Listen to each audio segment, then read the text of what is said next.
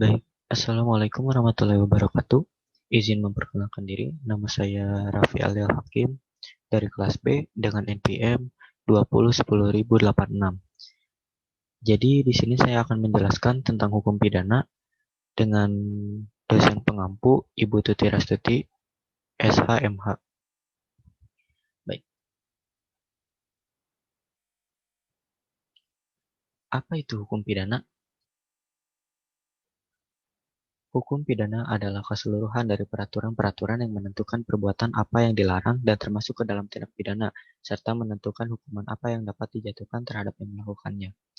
Menurut Profesor Satochin, mengandung beberapa arti atau dapat dipandang dari beberapa sudut, antara lain bahwa hukum pidana disebut juga ius poenale, yaitu sejumlah peraturan yang mengandung larangan-larangan atau keharusan-keharusan di mana terhadap pelanggarnya diancam dengan hukuman. Sedangkan menurut Profesor Mueljatno, SH, hukum pidana adalah bagian daripada keseluruhan hukum yang berlaku di suatu negara yang mengadakan dasar-dasar dan aturan-aturan untuk satu, menentukan perbuatan mana yang tidak boleh dilakukan dengan yang dilarang, dengan disertai ancaman atau sanksi yang berupa pidana tertentu bagi barang siapa yang melanggar larangan tersebut. Yang kedua, menentukan kapan dan dalam hal-hal apa kepada mereka yang telah melanggar larangan-larangan itu dapat dikenakan atau dijatuhi pidana sebagaimana yang telah diancamkan. Ketiga, menentukan dengan cara bagaimana pengenaan pidana itu dapat dilaksanakan apabila ada orang yang disangka telah melanggar larangan tersebut. Hukum pidana dikelompokkan sebagai berikut. Ke-1, berdasarkan wilayah berlakunya.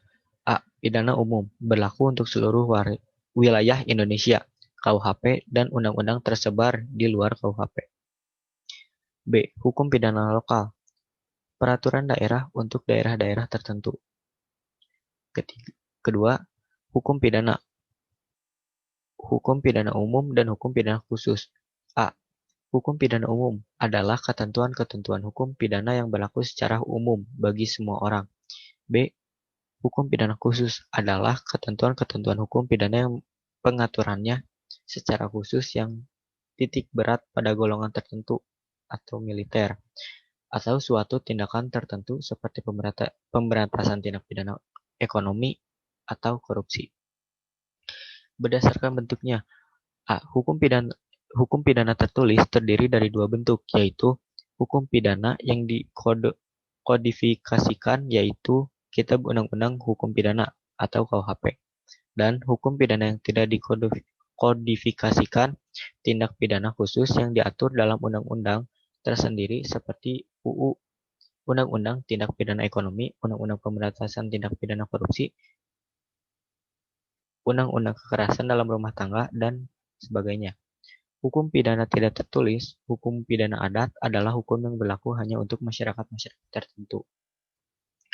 Hukum pidana material dan hukum pidana formil.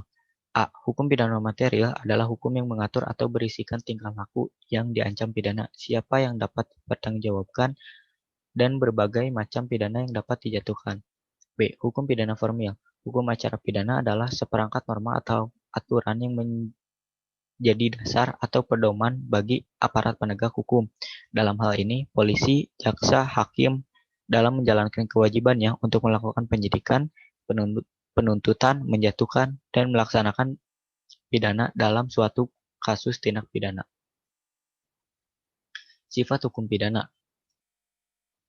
1. Mengatur hubungan antara kepentingan negara atau masyarakat dengan perorang. 2. Kedudukan penguasa negara adalah lebih tinggi dari orang per orang. 3. Penuntutan seorang yang telah melakukan suatu tindak pidana tidak bergantung kepada perorangan yang dirugikan, melainkan pada umumnya negara atau penguasa wajib menuntut berdasarkan kewenangannya. Fungsi hukum pidana. 1. Secara umum, pidana berfungsi mengatur dan menyelenggarakan kehidupan bermasyarakat agar dapat tercipta dan terpeliharanya ketertiban umum. Kedua, secara khusus, sebagai bagian dari hukum publik, A. Melindungi kepentingan umum, B. Memberi dasar legitimasi bagi negara dalam rangka negara menjalankan fungsi perlindungan atas berbagai kepentingan hukum. C. Mengatur dan membatasi kekuasaan negara dalam rangka dengan melaksanakan fungsi perlindungan atas kepentingan hukum. Sumber hukum pidana. Ke-1. KUHP. Westbrook van Strafrecht. Sebagai sumber utama hukum pidana Indonesia terdiri atas A. Tiga buku KUHP, yaitu buku 1 bagian umum, buku 2 tentang kejahatan, buku 3 tentang pelanggaran. B. Memori van Toelichting atau MVT, atau penjelasan terhadap KUHP. Penjelasan ini tidak seperti penjelasan dalam perundang-undangan Indonesia. Penjelasan ini disampaikan bersama rancangan KUHP pada Tweede Kamer, Parlemen Belanda pada tahun 1881 dan diundang-undangkan tahun 1886. Yang kedua, undang-undang di luar KUHP yang berupa tindak pidana khusus seperti Undang-Undang Pemberantasan Tindak Pidana Korupsi, Undang-Undang Pemberantasan Tindak Pidana Pencucian Uang, Undang-Undang Narkotika, Undang-Undang Kekerasan dalam Rumah Tangga atau KDRT.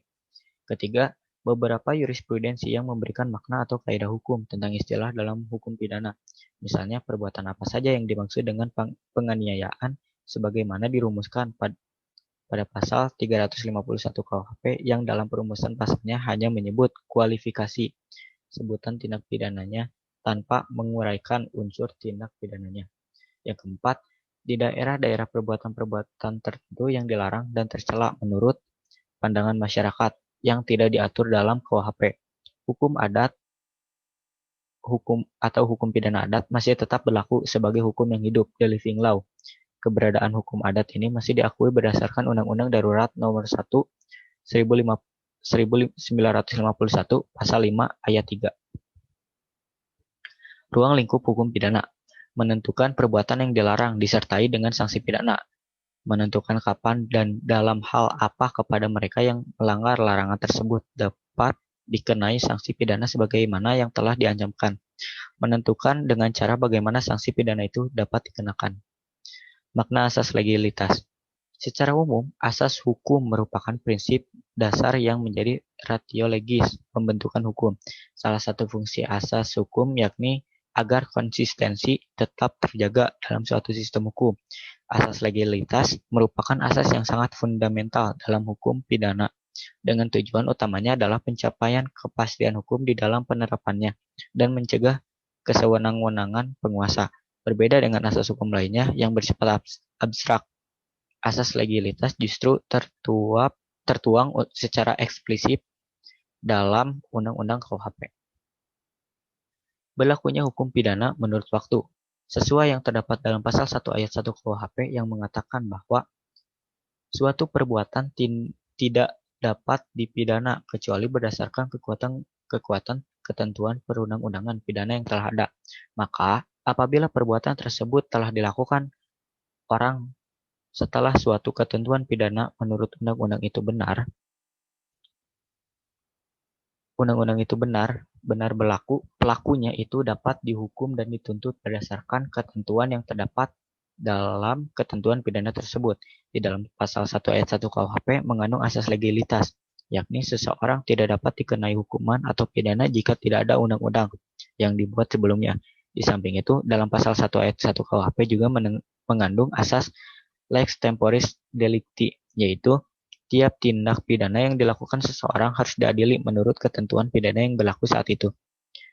Anselm von Feuerbach merumuskan asas legalitas secara rinci dalam bahasa Latin sebagai berikut.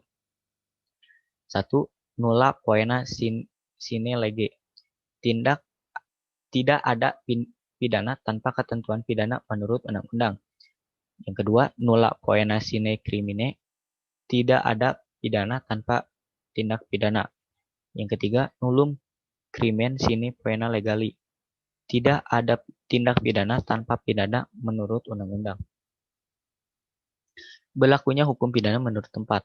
Menurut ilmu pengetahuan hukum pidana, dalam mempelajari lingkungan, berlakunya hukum pidana dikenal ada 4 asas, yaitu yang ke satu asas teritorialitas, yang kedua asas nasionalitas aktif, yang ketiga asas nasionalitas pasif, yang keempat asas universalitas. Ketiga, kategorisasi peristiwa pidana. 1. Delik material yang perumusannya menitik beratkan pada akibat yang dilarang atau diancam pidana oleh undang-undang. Contoh, delik material yaitu pasal 360 KUHP berbunyi, barang siapa karena kesalahannya atau kealpaannya menyebabkan orang lain mendapat luka-luka berat, diancam dengan pidana penjara paling lama 5 tahun atau pidana kurungan paling lama 1 tahun. 2. Delik formil yang perumusannya menitik beratkan pada perbuatan yang dilarang atau diancam pidana oleh undang-undang. Contoh, delik formil yaitu pada pasal 362 KUHP berbunyi, barang siapa mengambil barang sesuatu yang seluruhnya atau sebagian kepunyaan orang lain dengan maksud untuk dimiliki secara melawan hukum, diancam karena pencurian dengan pidana penjara paling lama 5 tahun, pidana denda paling banyak Rp900.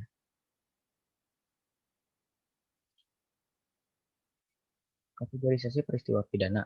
Yang ke satu ada komisionis. Komisionis adalah terjaminnya delik karena melanggar larangan. Yang kedua, omisionis. Omisionis adalah terjadinya delik karena seseorang melalaikan suruhan atau tidak berbuat. Ketiga, komisionis peromisionim.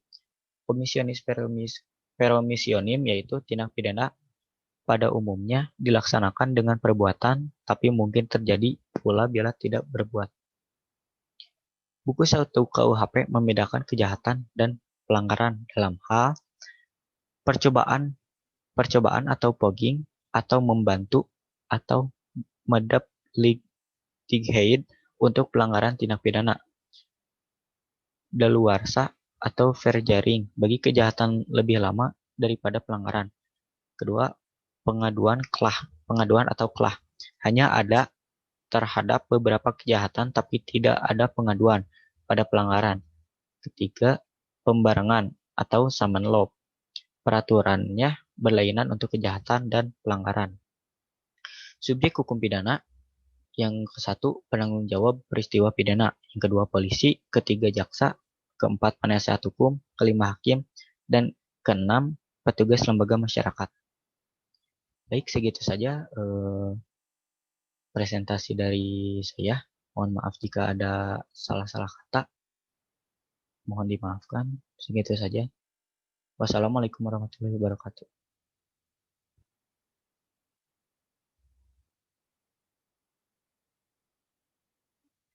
Anjing.